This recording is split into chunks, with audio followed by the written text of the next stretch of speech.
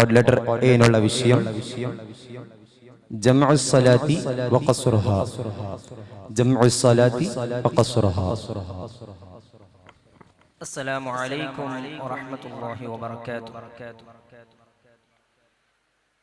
ബിസ്മില്ലാഹ് അൽഹംദുലില്ലാഹ് വസ്സലാത്തു വസ്സലാമു അലാ അഷ്റഫിൽ മുർസലീൻ വഅലാ ആലിഹി വസഹ്ബിഹി അജ്മഈൻ. അമ്മാ ബഅദ്.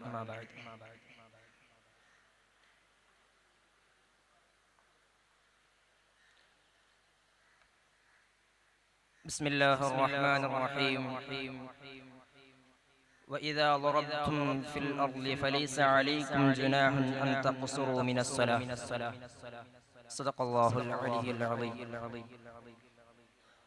ഏറ്റവും ബഹുമാനവും ആദരവും നിറഞ്ഞ ഉസ്താദുമാർ, അതേപോലെ മുതഅല്ലിം സുഹൃത്തുക്കൾ,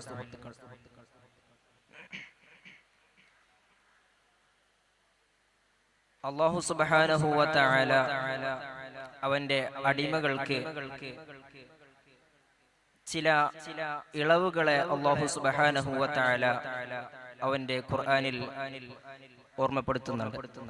അതിൽപ്പെട്ട ഒന്നാണ്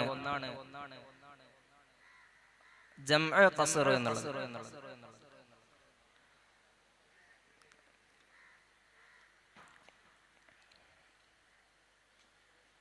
മുആദ് റളിയല്ലാഹു അൻഹു അവിടുന്ന് പറയുന്നുണ്ട്, ഖറജ്നാ മഅ റസൂലില്ലാഹി സ്വല്ലല്ലാഹു അലൈഹി വസല്ലം ആമ തബൂക് فكان يجمع بين الظهر والعصر والمغرب والعشاء.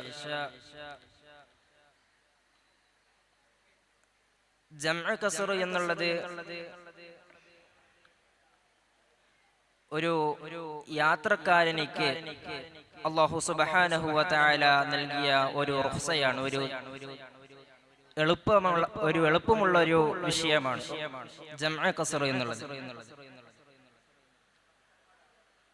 4 റക്അത്തുള്ള അസ്ർ, ളുഹർ, ഇശാ പോലത്തെ നിസ്കാരങ്ങളിൽ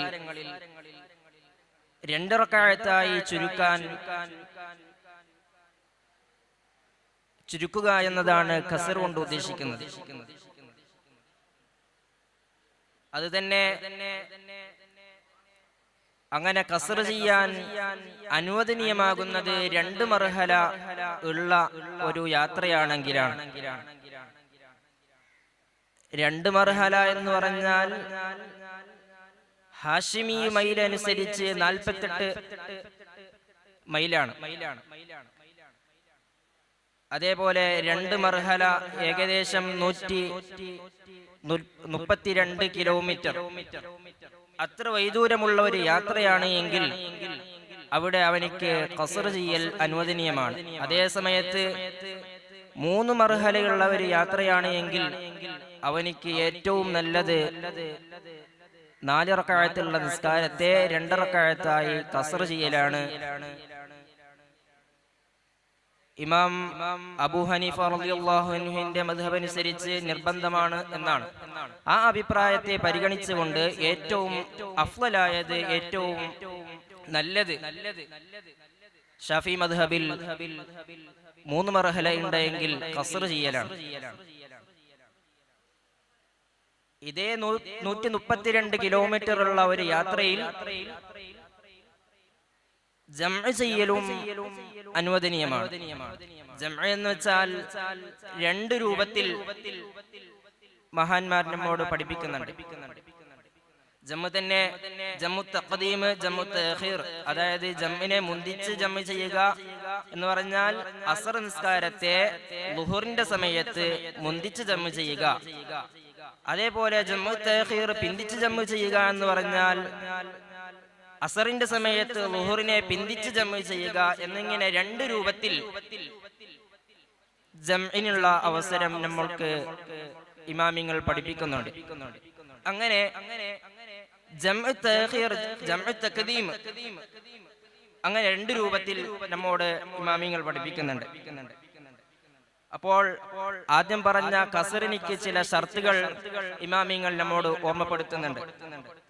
അതായത് ഒരാൾ ഖസ്ർ ചെയ്യാൻ ഉദ്ദേശിക്കുന്നുണ്ട് എങ്കിൽ അവന്റെ നിസ്കാരത്തിന്റെ തുടക്കത്തിൽ നിയത്ത് വെക്കുന്ന സമയത്ത് ഞാൻ ഖസ്റായി നിസ്കരിക്കുന്നു എന്ന് കരുതണം. ഉദാഹരണം, ഒരാൾ ളുഹർ നിസ്കരിക്കാൻ ഉദ്ദേശിക്കുകയാണെങ്കിൽ ഉസല്ലി ഫർള ളുഹരി മഖ്സൂറത്തൻ, അതുപോലത്തെ ഖസ്ർ ആക്കി നിസ്കരിക്കുന്നു എന്ന് കരുതൽ നിർബന്ധമാണ്. ആ നിസ്കാരത്തിൽ അവനിക്ക് ഒരു പൂർണ്ണമായി നിസ്കരിക്കുന്ന ഒരാളെ തുടരാൻ പാടില്ല. 4 റക്അത്തായി പൂർണ്ണമായി നിസ്കരിക്കുന്ന ഒരാളെ ഉമ്മുമായി അവനിക്ക് നിൽക്കാൻ പാടില്ല. അതേ സമയത്ത് 2 റക്അത്തായി നിസ്കരിക്കുന്ന ഒരു ഇമാമിനെ അവനിക്ക് തുടരാൻ ജായിസുമാണ്, അനുവദനീയവുമാണ്. നിയത്തിന്റെ ഖസ്റിനിക്ക് കോട്ടം വരും വിധത്തിലുള്ള ഒരു നീയത്തും അവനിൽ നിന്നുകൊണ്ട് ഉണ്ടാവാൻ പാടില്ല. അതായത് ഇപ്പോൾ ഇമാം ജമാഅത്തായി നിസ്കരിക്കുന്ന അവസരത്തിൽ എന്റെ ഈ ഖസ്റായ നിസ്കാരത്തെ ഞാൻ പൂർത്തിയായി നിസ്കരിച്ചാലോ എന്ന് കരുതാൻ പാടില്ല എന്നാണ് എന്നർത്ഥം. അങ്ങനെ അവൻ കരുതിയാൽ അവന്റെ ഖസ്റായി നിസ്കരിക്കുക എന്നുള്ളത് ബാത്യലാകും. അവൻ പിന്നീട് പൂർണ്ണമായി നിസ്കരിക്കണം. അതേപോലെ അവന്റെ നിസ്കാരം മുഴുവനും യാത്ര ദായിമാകണം.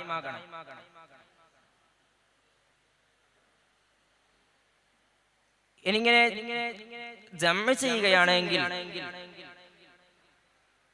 മുന്തിച്ച് ജമ്മ ചെയ്യുകയാണെങ്കിൽ അവിടെയും ചില ഷർത്തുകൾ ഇമാമിങ്ങൾ പഠിപ്പിക്കുന്നുണ്ട്. അതായത് മുന്തിച്ച് ജമ്മു ചെയ്യുക എന്ന് പറഞ്ഞാൽ ളുഹറിന്റെ സമയത്ത് അസറിനെ മുന്തിച്ച് ജമ്മു ചെയ്യുക എന്നാണ് അർത്ഥം. അപ്പോൾ അവൻ ളുഹറിന്റെ നിസ്കാരത്തിൽ തന്നെ അസറിനെ ഞാൻ മുന്തിച്ച് ജമ്മാക്കി നിസ്കരിക്കുന്നു എന്ന് കരുതണം.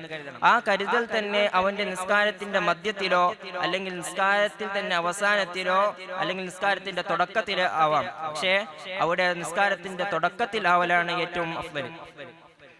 അതേ സമയത്ത് ഇങ്ങനെ മുന്തിച്ച് ജമ്മാക്കുന്ന അവസരത്തിൽ അവനിക്ക് തർത്തീബ് പാലിക്കലും നിർബന്ധമാണ്. ആദ്യം ളുഹർ നിസ്കരിക്കുകയും പിന്നീട് അസർ നിസ്കരിക്കുകയും ഇങ്ങനെ തർത്തീബ് ചെയ്യലും നിർബന്ധമാണ്. അതേപോലെ തുടർച്ച ഉണ്ടായിരിക്കണം.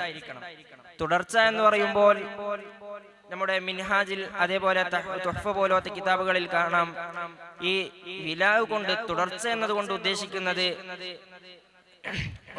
ഒരു 2 റക്അത്ത് സുന്നത്ത് നിസ്കരിക്കുന്നതിന്റെ കതിർ, 2 റക്അത്ത് സുന്നത്ത് നിസ്കരിക്കുന്ന ഒരു സമയം അവനിൽ നിന്ന് ഉണ്ടാവാൻ പാടില്ല. ആ സമയത്തിൽ അതിന് മുമ്പായി അവൻ എന്താക്കണം, അവന്റെ ളുഹർ നിസ്കാരത്തെയും അവന്റെ അസർ നിസ്കാരത്തെയും തുടർച്ചയായി കൊണ്ടുവരണം. അതേപോലെ അവന്റെ രണ്ടാമത്തെ നിസ്കാരം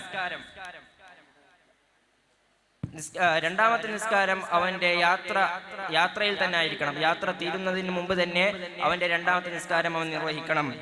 അതേപോലെ ഒന്നാമത്തെ നിസ്കാരമായ ളുഹർ നിസ്കാരം അവന്റെ ലന്നിൽ, അവന്റെ വിചാരണത്തിൽ അവന്റെ ഒന്നാമത്തെ നിസ്കാരം സ്വഹീഹായിരിക്കണം.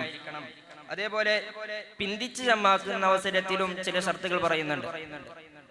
ഒരാൾ അസറിലേക്ക് ളുഹറിനെ പിന്തിച്ച് ജമ്മാക്കുകയാണ് എങ്കിൽ ഒന്നാമത്തെ നിസ്കാരത്തിന്റെ സമയം, അതായത് ളുഹറിന്റെ സമയത്ത് ഞാൻ അസറിലേക്ക് ളുഹറിനെ പിന്തിച്ച് ജമ്മാക്കുന്നു എന്ന് കരുതണം. മാത്രമല്ല രണ്ടാമത്തെ നിസ്കാരം കഴിയുന്നത് വരെ, അസർ നിസ്കാരം കഴിയുന്നത് വരെ അവന്റെ യാത്ര ദായിമാകണം. ഇങ്ങനെ ഒരുപാട് നിയമങ്ങൾ ജംഉ ഖസ്റിന്റെ വിഷയത്തിൽ പറയാനുണ്ട്. സമയം അനുവദിക്കാത്തതുകൊണ്ട്